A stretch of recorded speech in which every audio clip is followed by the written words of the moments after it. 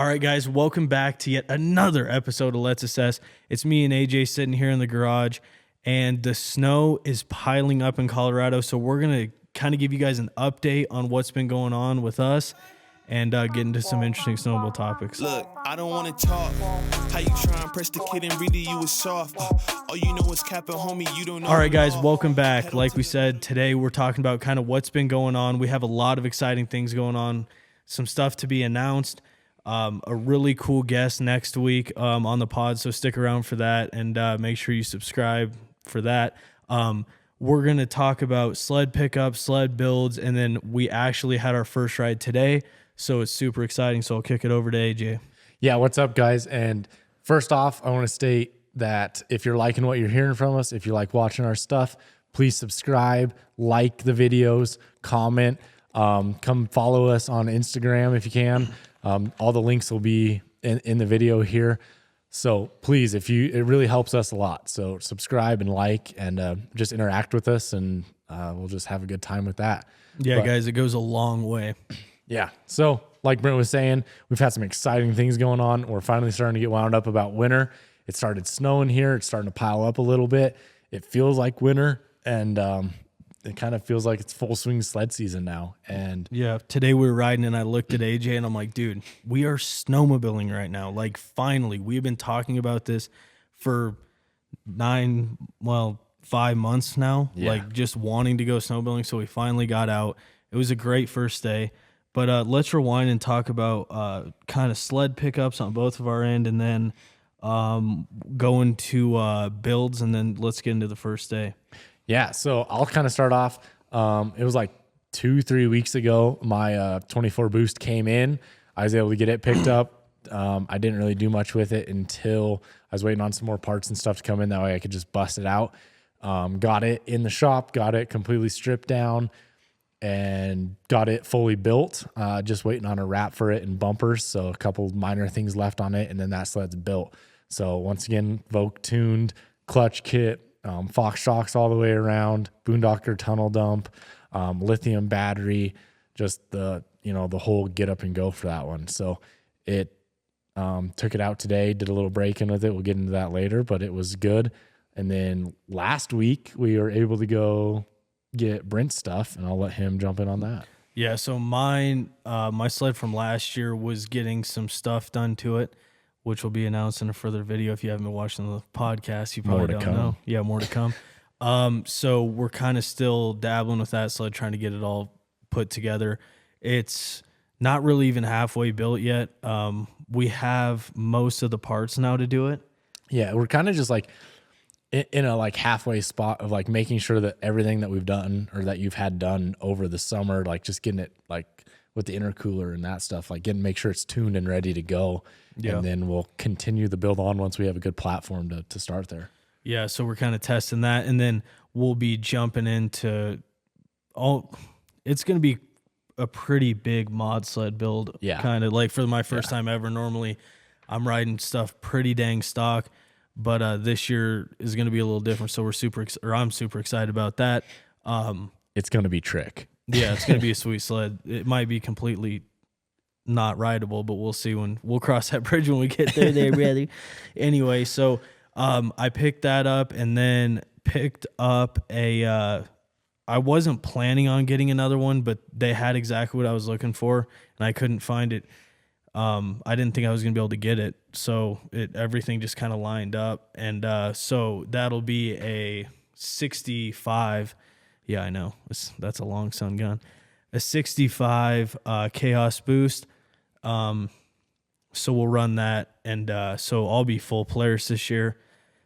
And then that's going to be running the non-intercooled avgas tune. If you guys have any questions about that, leave it in the comments. We know quite a bit about it now. So that'll be running that tune, and then there's some exciting stuff coming on that sled. Yeah. I think it's going to look badass. We got a wrap from ECD. We're working with Backwoods this year, so everything's going to be pretty sweet, I think. I'm super, super excited to be able to build that sled. But build wise, we have a lot more. I say we because AJ's kind of the mechanical one of the bunch. We have a long ways to go on my sled from last year. But the one from this year is kind of just, it's going to be a lot of work, but it's going to be a lot of it's like kind of appearance and protection stuff instead of like major changes on the chassis. Yeah, more aesthetics, I Yeah. feel like, than anything. And there's one more big surprise on that 165 that I don't think you were waiting on either. Or knew about. Yeah. So I was told that it was a 275 track. And then it was sitting next to my one from last year, which is a 275 track. And I'm like, dude, that lug looks massive. Yeah. Like that does not look like a 275 lug. And I think 275 is great. I think it's a great all around lug. For where we ride, you can kind of beat on it. It's a little bit more durable than the huge lugs. And I don't know. I just think like even on lower snow days, you can ride it well. It stays cool pretty well. It's durable. Doesn't wash out. Yeah. So I'm like looking at this sled in the trailer and I'm like, geez, dude, that thing is massive. So I'm thinking maybe like my 275, my sled from last year is like the lugs have worn down, which I've never really seen before. Too many burnouts on the concrete this summer. Yeah. So I'm like, that can't be. So I pulled the sled in and it's a 325 track, which I didn't think it was, but that's what it says on it. Series 9 325. So we're going to be running a 325 165. So I'm really curious. I've never owned a 165. Really, really curious to see how I like that sled. Like I just said, I've never had one, so I don't really know what to expect. I've rode a 65 before, but it's always like go up the hill, turn around, give it back, jump back on mine. So I'm basically going to have polar opposites in sleds. Like absolutely, they could not be more different other than their Vogue-tuned Polaris sleds. They're going to be built for a completely different purpose. So it's pretty exciting, and it'll make for good content for you guys who... Some of you are 65 tree guys, and some of you are 46 mousetrap guys. Yeah, exactly. So it'll be interesting to see kind of, I'll be a lot more informed on talking about the longer track lengths and the 325 track after riding this one. So it's kind of good for you guys and me and all of us. Yeah, we'll have a lot more information on the 325 because we didn't put one in the fleet this year, just as, a precaution where you're a little worried about it, but not mad that it's on that sled. I don't feel like if there's a sled to put it on, I feel like that's the sled to have it. So I think it's going to be a good thing. I'm excited to see what it does and how it performs. Yeah. The thing about 165s, like with my riding style is, well, there's two things. One, the conditions we ride in a lot of the time on big winters like last winter, the 165 is the most functional rideable snowmobile. The 46 definitely is not, but for my style, it's not really my style. My style is more of a shorter track. And so I'm really curious to see how riding that 65 325, doing the things that I like to do, how it kind of performs in something that's not really its own element, if that makes sense. Yeah, you're not a huge like tree or chute climber or anything like that. So it's going to be interesting how that 165 works for you in the terrain and doing the things that you want to do. Yeah. Yeah. So since we went and picked those sleds up, that was, kind of some like exciting times. We both went over and was able to talk with Eric, at Vogue, and all the guys back in the shop. They opened their arms with us, really had good conversations with them. Shout out to everyone at, at Alpine, Aiden, Chase, Alex, Quinn, all of them. Everybody's super helpful, super knowledgeable.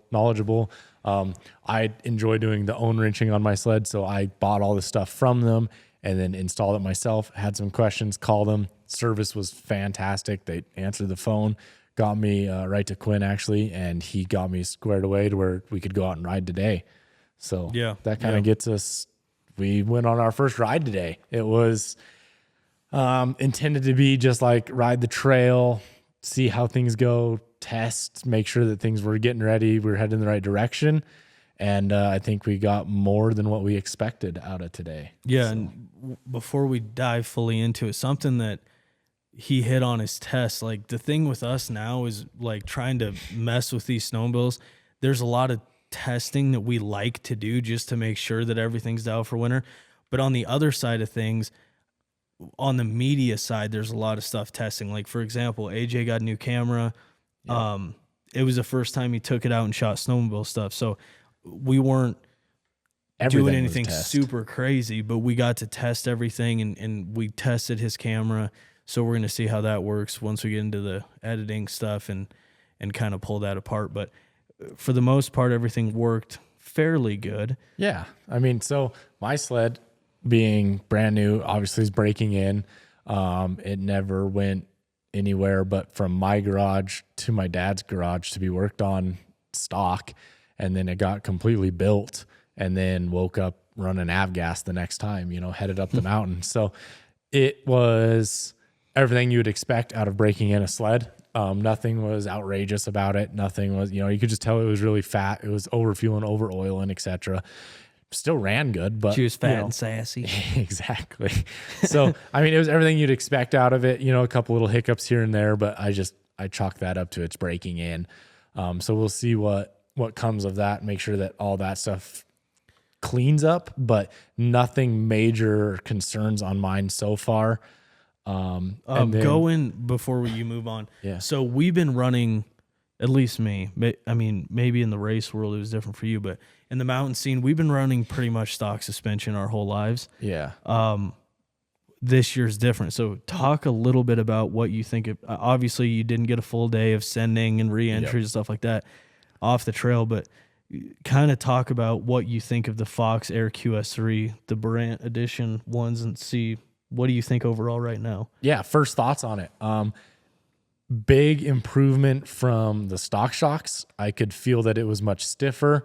I must have had the adjustment knob a little bit off on the rear shock because first off, I had it on lockout and I was like, this thing is not doing any type of wheelie at all. I was like, this kind of sucks. I was a little disappointed. So I got down there, shook the snow off of it, and I don't know, I must have just flipped it when I was working on it or something, but got it back onto the setting 1, and all of a sudden the sled got more playful, etc. But overall experience was I liked the way they feel better than the stock. I thought they gave the sled a lot more of a plush feeling. It wasn't such an aggressive, like soft and then harsh, right? So I felt the plushness of the air shock. And then secondly, it was much stiffer than the stock shock. So I was confident, even like we were on the trail, so hit a little drift on the trail or something, and it wasn't like I never felt it bottom out once, even on the softest settings. Yeah. So that's a win in my book. I will say it's going to take me some getting used to just from snow conditions were not perfect today.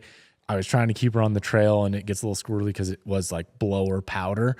So it wasn't tracks already through it because we got up there at 1 o'clock. Yeah, we were a little late there, but you know. Yeah, that's pretty early for us. Normally we get there at dark.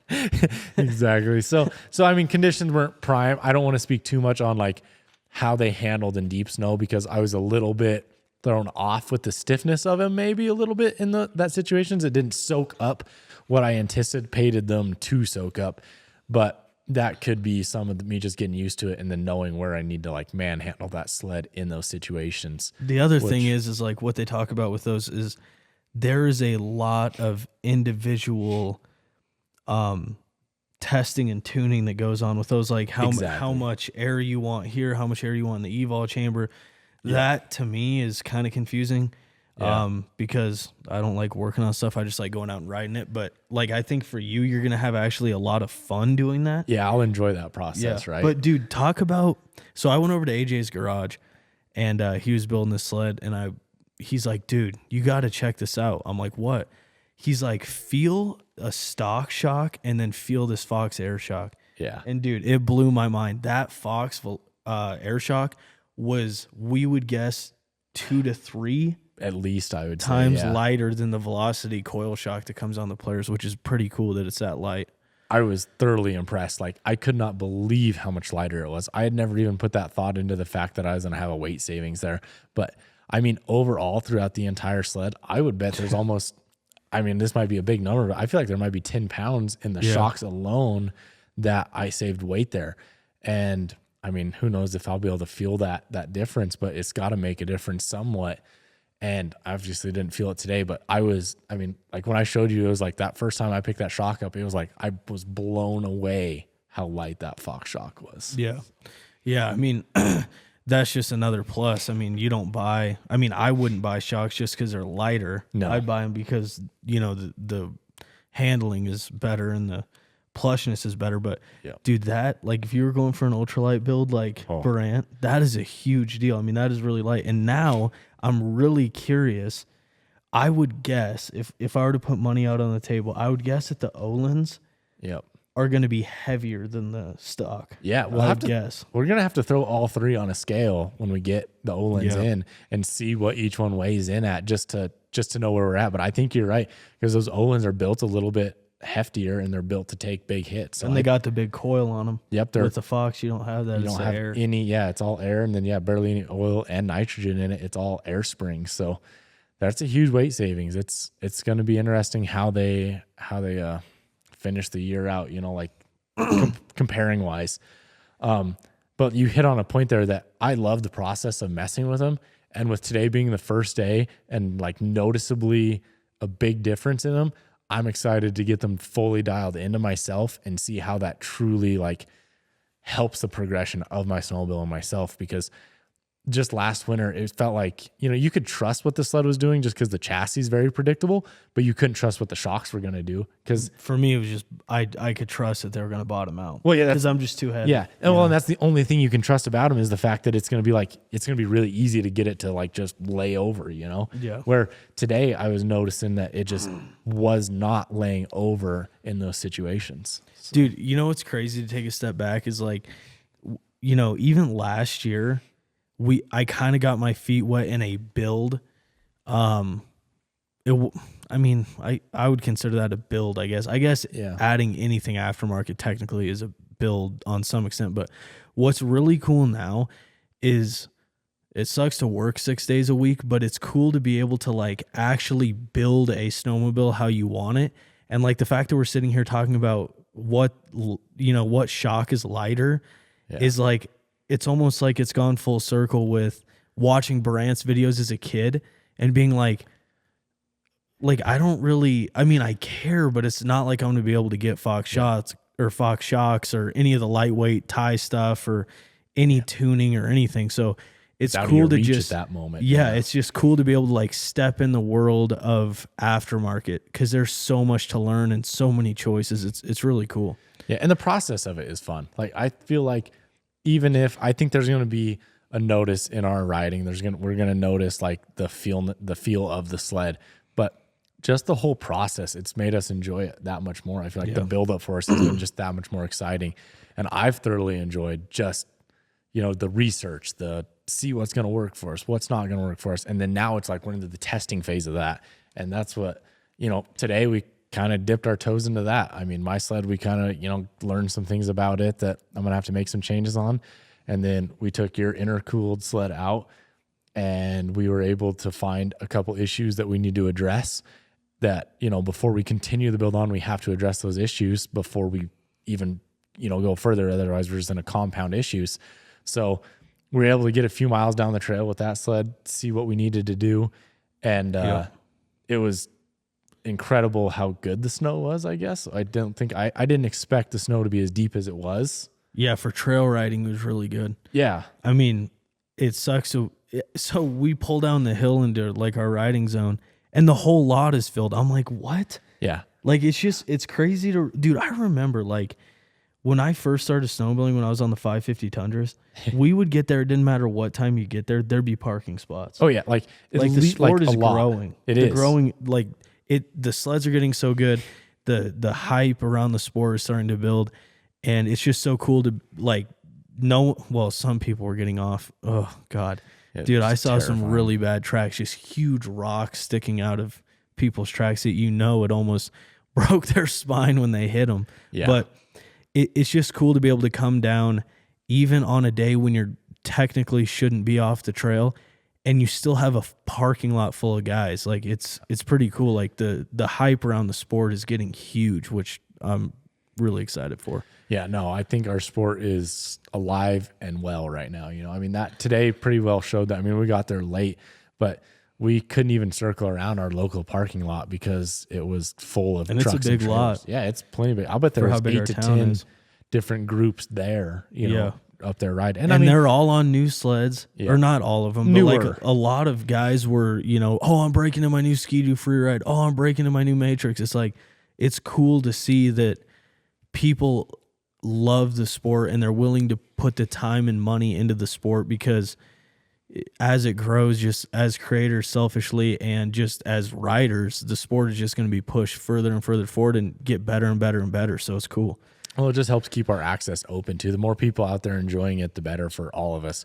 Because at some point we are going to have that fight on our hands, and it's one of those things. If there's a lot of people using it and enjoying it, then it makes our battle a lot easier. Yeah, so or a little bit easier. a little bit, yeah. So anyway, we'll get into. So I decided not. I kind of tested and tuned or I didn't tune. I tested the Polaris, my old Polaris, around, and so then I took it back to the lot, and I'm like, I still want to go up, but I don't want to take that sled up. So there was one sled left in the trailer, and that was my brother's sled. Didn't even ask him, just took it. He's out of town. Hopefully he doesn't. Well, he already knows. He saw the videos on our story. But anyway, so I took that thing up. That thing is a riot, dude. And what is that sled? Tell the people. So that is he decided to go last second with a 146 Lynx Shredder RE turbo. So that thing is a unit. That's a good way to put it. Yeah. I kind of named it Squirrely Dan because I hopped on it for the man. Yeah. Like hopped on it for a second. And I mean, once again, we're just staying on the trail, and I like wheelied it right by the ditch, just the edge of the powder. And I mean, stands up immediately, great power and great suspension. Yeah. Good suspension. But I mean, you get her up on the tail of that track and she's just, hang on, you're in for a ride, dude. Dude, I almost mousetrapped myself. Like there's on the barely trail. any snow. Yeah, I just pull back, and I see that gauge right by my face. I'm like, holy cow. Yeah. Another thing that was cool. This is not that big of a deal, but I got my knee done last summer. So I was telling AJ, like, there's a couple things even on the trail that I wouldn't dream about doing with a messed up knee, because I like the examples moving quick and hopping from board to board, and like side hilling when you're starting to trench. I like hopped off, and then I was able to hop back on really quick and ride out of it. Stuff like that was impossible to do with my messed up knee, because if I couldn't push off of it, and then if I did push off and raise my knee, it would pop my knee out of joint. So that was like, I would just baby that knee all the time. And so it's so cool now. Like, that was the best part of my day. Just like being able to, if I want to hop really quick, I can. Yep. And not like worry about my knee popping. Like, I remember that one turn, we have it on video. I pulled a wheelie, and then I landed like sideways, and then I jumped over off the sled to side hill it before it went off the road. And then I punched it. It kind of wheelied, and I jumped right back on it. And I like literally like tensed up. Like, I thought my knee was going to pop, but it didn't. And I was like, oh my God, thank God.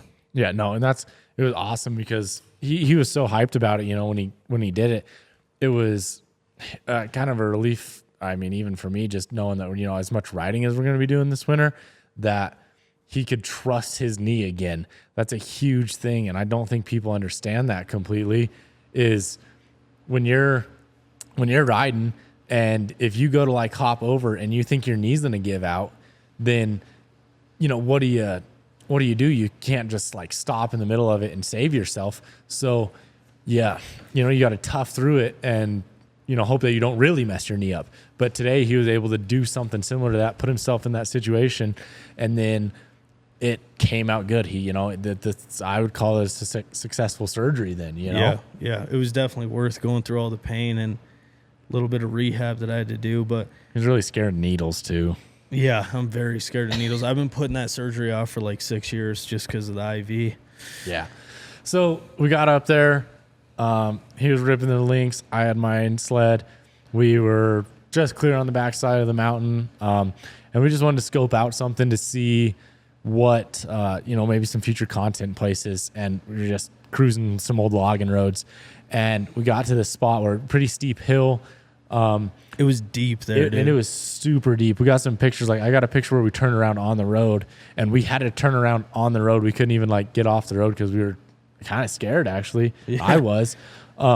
But like, well, you get into those holes in that little of like sugar champagne powder. Yep. And you're never going to get out. No, because you can't get enough traction. You'll hit rocks or deadfalls or whatever it is. We're spinning all the way down to dirt as it is, right? Because we don't have a base. And as we're like pulling down this hill, we got a huge open hillside up above us and then a huge open hillside down below us. And normally we ride through that in the winter, like no problem. Don't even think of like avalanche concern there. But it was one, like we got there and Brent goes, hey, look. And I like barely catch the end of it, but he got to see the whole thing slide, a big slab. I would say probably 100 foot long by, it probably slid 100 foot down the hill too. It was a pretty good chunk of slab. It stacked up a lot of snow. Yeah. It was hard to say how long it was because it was pretty far away. Not super far away, but it was kind of hard 500 to tell. yards away, I'll bet. Yeah. But you could see it. Like it almost went down all the way to dirt. And it was one of those deals where it's probably not life or death, but it's the fact that like it put into our heads like we really do need to be careful in these zones that we ride all the time, and we think that nothing's ever going to happen bad, and it just goes to show like it happens in spots that you would never think. Of course, that is kind of an avalanche zone when I actually think about it. It is a little bit for sure, but especially like this early in the year. And you should always have avalanche on your mind, but like, I didn't even have my beacon on today though. I didn't either. Like first ride, if you guys like, which learn, is kind of stupid to say. Not smart on our end. Like have your shit on and you have it, use it. So make sure you guys are running your stuff on your first ride. Don't get too excited like we did. But it was really eye-opening that we have that unstable of a first layer of snow that this new storm slid on it so fast, because we were 500 yards away from it, and the exhaust of a stock turbo Lynx is what triggered it. Because Brent was ahead of me, and he just kind of like was like in the ditch and like trying to get like around a corner, and that's when it decided to slide when he kind of got on it there. Yeah, it kind of caught my eye. Out the corner of my eye, saw a bunch of movement over there, and I looked over, and sure enough, it's sliding down the hill, and I'm like, AJ, and he couldn't hear me. I'm like, AJ, and he looked over, and he's like, oh shoot, dude, that's crazy. It was just fully sound. Yeah, nothing else. There was nothing there to cause that. And we don't run loud stuff. No, even my sled has, the Boondocker tunnel dumped where it's quiet. Like it's not like it's super it sounds loud. good, but it's fairly quiet. Yeah. So no, it just an eye-opening thing for the first ride, and something we just wanted to remind you guys that like that shit happens, and be prepared and don't get too excited on your first ride, and make sure you're squared away and good to go. We got some uneven snowpack here in Colorado, I think. Yeah. And the scary part is it's just going to stack on top of that, and now we have it. It's pretty late for our first ride. Normal. I guess Brad rode in November, but it's not super late. It's more normal than last year. But like last year, what was so nice is it got cold, and then it was snowing, and then it'd warm up a little bit, and then snow more, and we just had like it seemed to me where I was riding like a pretty fairly good base, because that snow kind of came in slow. It wasn't just like bam, winter's here. Exactly. We got like 3 foot last night. Like it just came. It hit us like super hard. We didn't get that down low in town, but we got a few inches in town, and the wind was bad. But up on the mountain, like it got pounded this weekend. Where that avalanche was, I was shocked how much snow there was. I stepped off and was like up. Yeah. Like above my waist. Well, we like to get turned around because we didn't want to go any further and take any more chance there. We like helped each other get spun around there. And like I buried mine into the ditch then, so we got it out. Yeah. And then Brent did almost the same thing, kind of just another 4 foot down. Yeah. And then, but like just walking around, good God, am I out of shape? Like, oh yeah, dude, we're so out of shape. Oh my Lord, we need some more. I need snow some of those Boost oxygen cans on me. No joke. I needed a backpack with oxygen, like just run it straight in. Yeah, just straight into your nose and carry one of those big oxygen exactly. tanks in the back. It'll be worth the wait. Yeah, gosh. But what? Oh, so we're coming out of there after that avalanche, and this road is just barely. I mean, there's a little incline there, but it's not steep. It's not steep, yeah. And I tell AJ, I'm like, dude, on this short of track, like in this snow, I'm going. As soon as I go, I have to go. I can't like wait up there. He's like, all right, go. So I come around the corner, and this 46 in that snow is darty, like just this much. And I mean, you're going way this way, and then way this way, and then way this way, and which is kind of part of the reason why I think the Polaris, even in the shorter tracks, they're a little bit more predictable. I think so. I think it's more predictable. But dude, that's why that Lynx is so much fun to me sometimes. Fun. It's just like, dang, dude, like just on a drop of a hat, you can just make it dart whatever way. Anyway, so I'm coming up this road. It's not even that steep, and I'm not even, purposely. I kind of am purposely pulling a wheelie. On the 46, you better purposely pull a wheelie, or why are you on that thing? Exactly. And so I'm pulling this wheelie, and I can't see anything. So I look around the sled, and I see these two guys there, and I'm like, oh. And I kind of come down a little bit, and they're off the trail a little bit. And so I like wave at them and then grab more throttle, and then it picks right back up. And I'm like, dude, I can't wait to be on a 46 Polaris because it's going to be rowdy, baby. Yeah. Yeah. So Brent gets out of there, and I'm like coming right behind him, and my brain doing the exact same thing. Like, put mine in a wheelie coming up out of there because, it's barely a little incline. She pulls a wheelie easy in the fresh snow. Why wouldn't you, right? So I screwed up right at the beginning. Didn't put my goggles back on because, I was heavy breathing. And we're in an ice cloud all day, which is not common for Colorado. It's not. It is, but it's not. Like, it's really rare, and it was really weird. Like, if you were standing there, you didn't ice up, but if you were moving, it was like the air was just super humid, and it would just like collect to your goggles and ice your arms up and everything.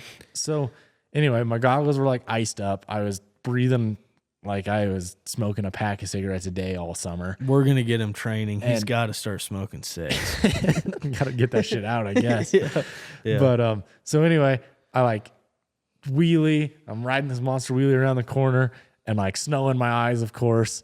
And I like, all of a sudden, those two guys that Brent saw, I saw, and I was like, oh shit. Because I was like wrapping it around the corner towards them. So I set her down and kind of like pitched it away from them.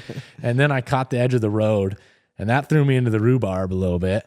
And then when I was in the rhubarb, I had to ditch the sled. What exactly is a rhubarb? The rhubarb is not the road, essentially.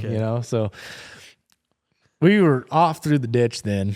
And there's, of course, a pine tree right there. So I'm like, well, we're either going to hit this thing straight on, or I'm going to try to get the sled around it. So I kind of tossed the sled off to the left, and it's a slight uphill because it's the ditch. And I have not wrecked a side panel on a Polaris yet. And a stick grabbed it or something and just ripped that son of a bitch apart. Like, it blew up. And I was like, what the hell? Like, there was like not a hard hit, like just a little baby hit on the tree, and it like blows the side panel apart. And I'm like, oh, great. Like, breaking this sled in, right? I guess 15 miles on it. Might as well, ram it into a pine tree right off the bat. So yeah, gather my shit up, and then I go up the trail and get the duct tape out and tape it together to get it back down the mountain. Yeah, I'm sitting on the main trail, and I see him come up, and he's got this big, long thing in his hand. And I'm like, dude, did that come off this Lynx? Like, I didn't hit anything. Like, what the hell's going on? Like, my brother's going to kill me.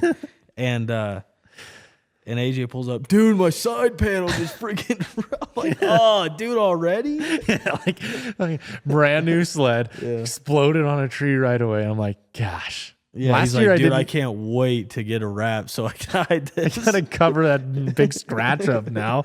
Yeah. I'm like, God, why? But so we broke her in properly. I got the first scratch on it. Now we get a little more snow, and she's gonna eat real good, I feel like. Yeah, so. She knows what to expect now. Yeah. You got to set the standards right. Yeah, treat her the way she's gonna be treated all year. So. Yeah, exactly. Exactly. Cool. Well, that was kind of our day. Like we just like rode down, like we just took a nice cruise back down the trail with my tail between my legs and got through the ice patch. And then there was a really, really nice sunset that we got to cruise down on. So it was a real enjoyable first ride. Yeah. We have, guys, a lot of you that don't follow us on social media. You definitely should. We have a lot of exciting stuff coming up when it comes to the podcast, when it comes to just a lot of different things that we haven't revealed yet. So definitely follow us on social to keep up with like kind of our day-to-day stuff.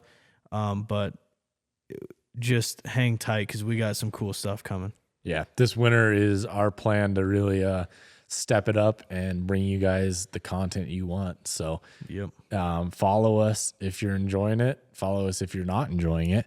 And we'll give you exactly what we're doing. Yeah, so, guys, if you've rode, leave it in the comments. How was your first experience? What are you guys riding? We all want to know. And until next time. Don't hit a tree, and we will see you next week. All right, guys, thanks for watching. Peace.